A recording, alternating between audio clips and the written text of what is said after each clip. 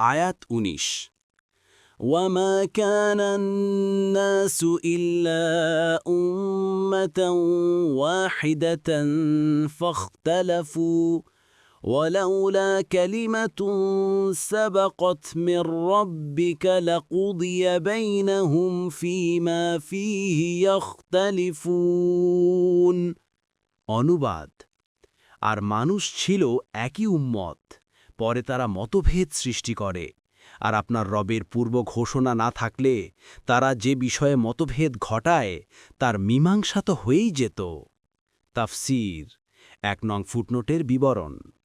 অর্থাৎ সমস্ত আদম সন্তান প্রথমে একত্ববাদী বিশ্বাসী, একই উম্মত ও একই জাতি ছিল। শিরক ও কুফরের নামও ছিল না। পরে একত্ববাদে মতভেদ সৃষ্টি করে বিভিন্ন জাতি ও বিভিন্ন সম্প্রদায়ে বিভক্ত হয়ে যায়।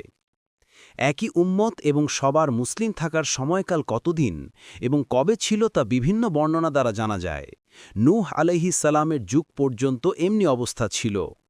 ইবনে আব্বাস রাদিয়াল্লাহু আনহুমা বলেন, আদম ও নূহের মধ্যে 10 প্রজন্ম ছিল যারা তৌহিদের উপর ছিল। এরপর মানুষের মধ্যে মতভেদ সৃষ্টি হয় এবং ঈমানের বিরুদ্ধে কুফরি ও শিরকি বিস্তার লাভ করে।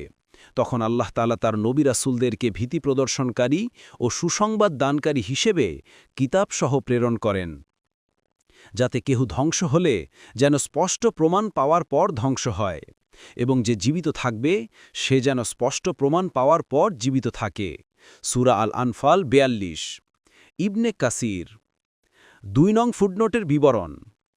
কোনো মুফাসসির বলেন, সে কলেমাটি হচ্ছে এই যে তিনি এই উম্মতকে সব শেষে আনবেন এবং তাদেরকে দুনিয়াতে আযাব না দিয়ে কিয়ামত পর্যন্ত অবকাশ দিবেন। যদি এ অবকাশ না থাকত তাহলে অবশ্যই তাদের আযাব দিয়ে শেষ করে দেয়া হতো অথবা কিয়ামত অনুষ্ঠিত হয়ে যেত। কুরতুবী: কোনো তাফসীরবিদ বলেন, এখানে কালিমা বলতে এটাই বোঝানো হয়েছে যে তিনি কাউকে দলিল প্রমাণাদি ছাড়া পাকড়াও করবেন না, আর সেটা হচ্ছে রাসূল প্রেরণ।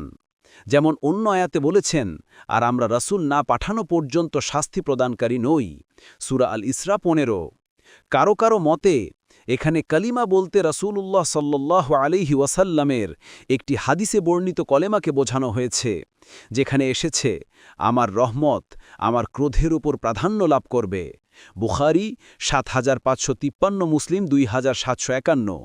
যদি তা না হতো তাহলে তিনি অপরাধীদেরকে তওবার সময় দিতেন না।